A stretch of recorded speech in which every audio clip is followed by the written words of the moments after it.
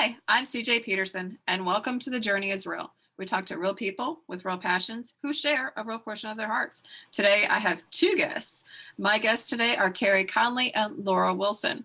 We're titled their podcast, Vision is Victory, Thriving in the Face of Adversity. Thank you for joining us today, ladies. Thank you for having us. Yeah, we're excited to be here.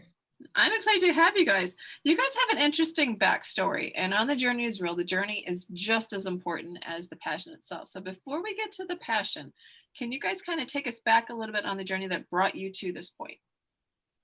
Sure. So Laurel is my daughter, by the way, and it's been a long journey. So I've been as an entrepreneur for over 25 years. I started when I was pregnant with Laurel and I had a 2-year-old at home so that I could quit my job and stay home, and did a very successful network marketing business. And then about 8 or 10 years ago, I became a speaker and authored a book called Vision is Victory. And I help people get what I call their hope and their wish and their prayer plans, kind of their wishy-washy kind of here's what I'm hoping happens out of their head and onto paper.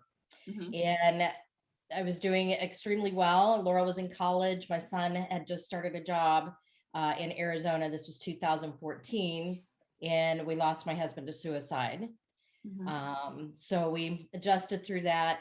Laura went back to school. I moved to Arizona to help my son get adjusted and started going back and forth between Colorado and Arizona, which is where we're from. Wow, that's quite a commute. Yes, it was.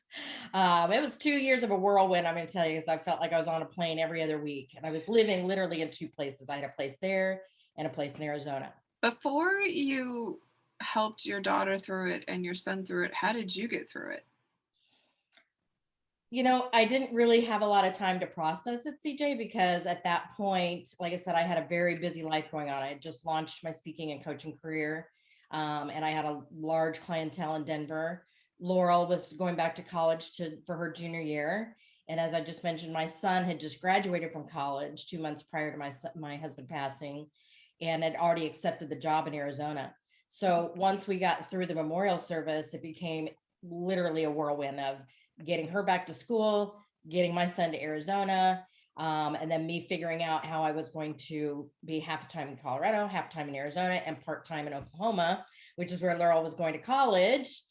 So it was just, as a mom, you just do what you do. It was just a matter of, I had to adjust really fast. The other thing is that we are a very, very close family. So as much as possible, we brought Laurel into Arizona so we could be together. And I flew to Oklahoma as much as I could to help her. We just, we stuck together and we had a lot of faith. I totally can see that. Laurel, can you give me your perspective from all of that? Yeah, I was very much in a bubble for 20 years of my life. It was very consistent. We grew up in Denver, as my mom mentioned, in 2 homes my whole life. So I really only moved in one home and in one space. And so, me being in Oklahoma was kind of the first time that I had experienced big change. But then halfway through college, literally halfway, it was the summer before my junior year, with my dad passing. For me, it was earth shattering because I had all this consistency for so long that I didn't know what it looked like to have everything change. And so for me, it was kind of trying to go back to this normalcy in college and finish that out while so much was happening at home, and all those changes, and trying to be a part of that as much as I could while also still trying to finish school and be in that world. And that was hard, especially coming back and me not being the same person and things not feeling the same. I was like, I didn't quite know how to process it either. And I think I went into that mode of busyness as well to avoid it partially. So you guys have taken this tragedy and you guys have transformed it into a vision, which is turning into your passion. Can you share with those listening what that is? Well, so, interesting enough, I watched my mom coaching a lot of entrepreneurs on vision for their business. And, there were elements to about having a vision for your life. But after we lost my dad to suicide, we started realizing how everything she had been sharing relates so much to people having hope in their life. It's not even just for entrepreneurs. We were starting to see how this was taking a whole new form. And so we had talked a lot, the 3 of us, about what we were going to do with this and how we were going to transform it. But unfortunately, 3 years after my dad passed, we also lost my brother to suicide. And so, we had, as I mentioned, so many conversations of what are we doing with this? How are we going to take this? And then we were facing it again. And, of course, took a very long time with processing and healing as much as we could and still continually to do. But what my mom and I came to realize again is that this is so much bigger than we realize. And these things that were starting to organically happen of people coming to us and us just naturally talking about vision and sharing our story, it all started kind of making sense in an odd way. A lot of people don't understand that of how does that make sense of, what you guys do, but we're so clear now, 7 years after losing my dad, what we are supposed to do with this. Mm-hmm. For those who are listening, in the background of Lauren is actually a picture of butterflies. And as you guys were talking, what I was seeing in my head is kind of like how, you lived your life consistently as like the caterpillar. And when you guys went through this dark point in the cocoon, and now you guys have come out of it and you guys are sharing your beauty with the world. Mm-hmm. And so kind of that popped into my head. So what did you guys actually do with it? I mean, you said you're sharing it, you said it's transforming, but what exactly is it that you guys did? I know that Carey wrote a book. Carey, can you tell us about that book, the Vision is Victory book? Well, that book was actually written before Laurel and I started working together. I wrote that book. It's a workbook, actually, which helps people walk through the process of how I get them to get their dreams out of their head and put it on paper as detailed as possible, so that they can execute, take some action. So what we did after my son died the following year is that Laurel and I co-authored a book together called Keep Looking Up. And in this book, we tell a little bit about our story and what we've been through, but we wrote it, most specifically, we wrote 11 chapters on what we've learned through the journey, so that we can help other people going through adversity of their own. And it doesn't need to be necessarily what we've been through. Or how to help somebody else that's going through adversity. Because a lot of people would come forward to Laurel and I and say, we really don't know how to help you. Or they would say, I've got somebody who's really struggling, going through a hard time right now, and I don't know what to do for them. So each chapter, we share a little bit about what we've learned, and we have some questions at the end so that people can actually do it like in a group if they wanted. So that was what we started with. We launched the book November 11th, which was my son's birthday in 2019, which was 2 years after Cole had passed. And then we started speaking together, and now we do a lot of podcasts like this. We do a lot of workshops, and we've actually coached some people together as well. Well, and what you guys are doing with this book, I think, is timeless. First of all, it is timeless, but it's also prevalent to right now with COVID, with people being, bogged down with losing jobs, losing money, housing issues, the weather hitting, Louisiana with like hurricanes and all the rains up in the Northeast. A lot of people are getting hit with a lot of stuff, and it's not just regular life stuff. It's stuff that's being piled on top of the regular life stuff. So what you guys are getting out there can help people at any point in time, but especially right now. Right. So, yeah. And, ironically enough too, this month is also Suicide Awareness Month. So I've been feeling it almost physically, how heavy it is, just all the things happening in the world, and this being Suicide Awareness Month. And so I started, I say I'm somewhat consistent on Instagram, but I decided this last August that in September, all I wanted to put out was content of things that I've learned about my own journey around mental health, whether it's been what I learned after losing 2 people to suicide, my own experiences with counseling, going through some EMDR for PTSD. If anyone's familiar with that, it works to rewire your brain after trauma. And, I've been sharing this content saying, I never claim to have these answers. And, what you're going through is hard stuff, and never to, there's always that thought of, oh, somebody always has it worse. And yes, that's true, but your stuff is still heavy stuff. And so I wanted to just share content of just me personally, what I've learned and have experienced. And, again, never claiming to have all these answers, but just to open up, hopefully, that small door of vulnerability that, like you even said before we started talking, have not shown a lot on social media, of everyone kind of masking the real stuff happening, and everyone who's going through it of like, am I the only person dealing with this? And that's so lonely. Yeah, especially like we said, in social media now, everybody puts these masks on. Everything is unicorns and rainbows. And it's like, no, that's not real life. I am a real person. I am a, realistic Christian. I I know life is going to happen. It's how I deal with it that's different when it comes to my Christianity. And so when somebody like you guys approaches me about doing a podcast, I am just thrilled to have you guys, because it's something that people struggle with every day that nobody's really willing to talk about too much because it hurts themselves. But what they don't realize is their journey can help somebody else. We are actually recording this in September, which is Suicide Awareness Month, and we're going to actually have another special guest podcast launch on Thursday, who also, he dealt with suicide and his as well. So the timing of, recording this with you guys' story and letting people know that, you know what, things happen, things are gonna happen, and you need to know how to deal with them. And you know what, A, you're not alone. B, here's how you can potentially deal with it. This is how we dealt with it 2 times over, not just singly, but 2 times over. One was bad enough, but you did it times 2.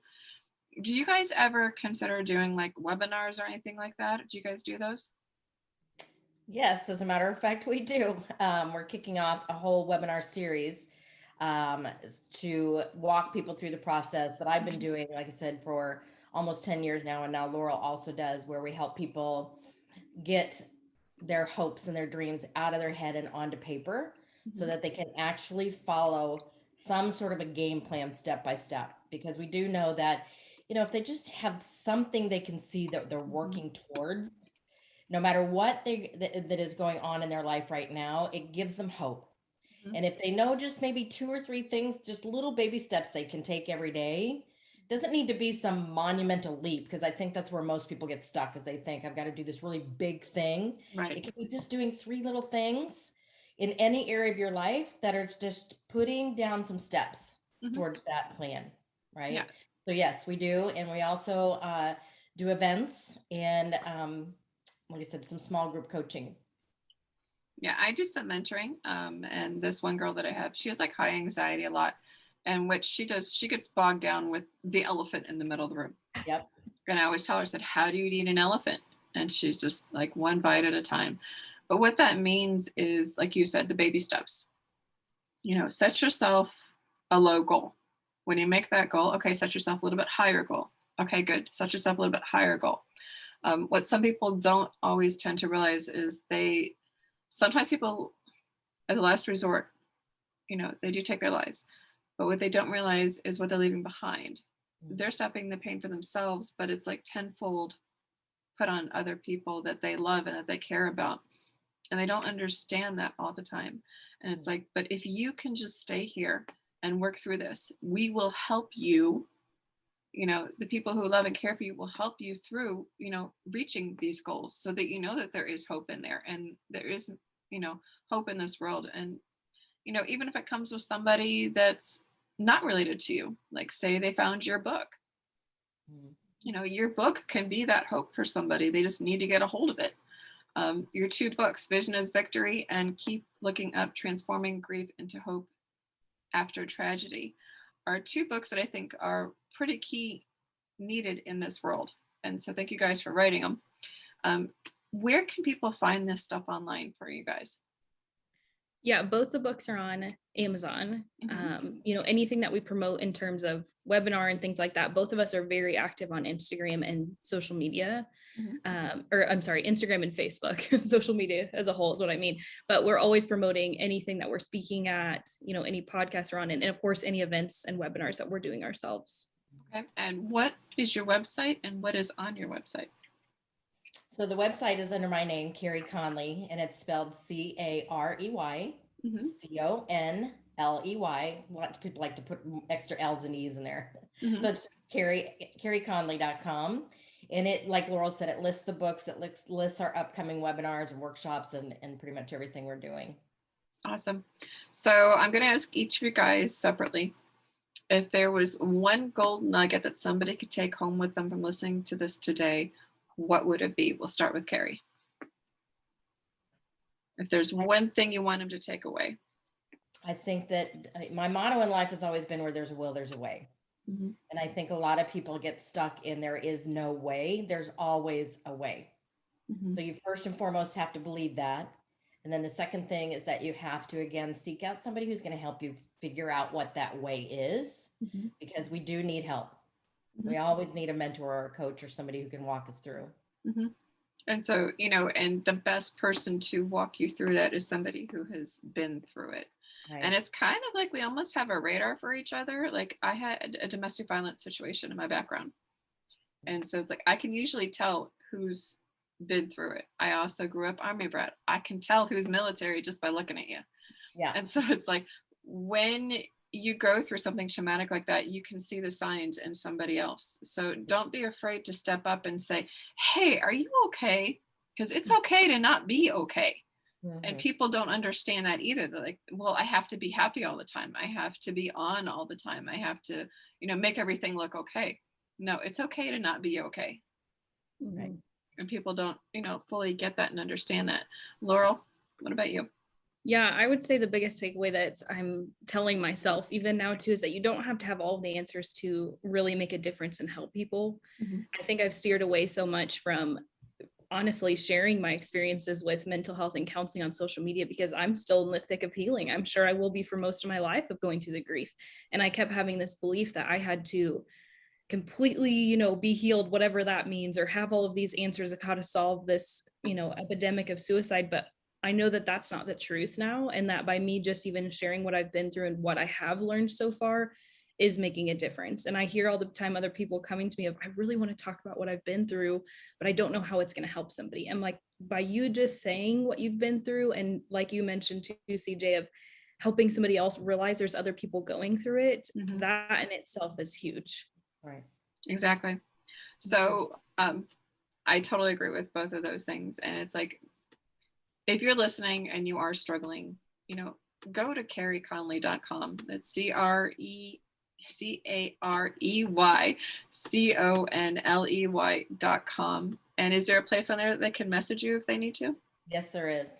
Awesome. So you guys you can message them. You can find them on Facebook. You can find them on Instagram. Connect with them. They'll connect with hopefully somebody, that is either in your area, or they can, direct you to some sort of direction. Just know that you're not alone. I know with what's going on in Afghanistan, a lot of the military suicide rates have quadrupled literally in the last month. And so things, especially, as we take a month to focus on it in September, that's something that needs to be focused on technically all year though. You need to kind of be on the lookout for it all year, and just know that, again, you're not alone. You're not alone in this journey. There are people who are willing to help you. And we have people like Laura Wilson and Carey Conley here today who are saying, get a hold of us. We can help you. There is hope. Don't stop looking.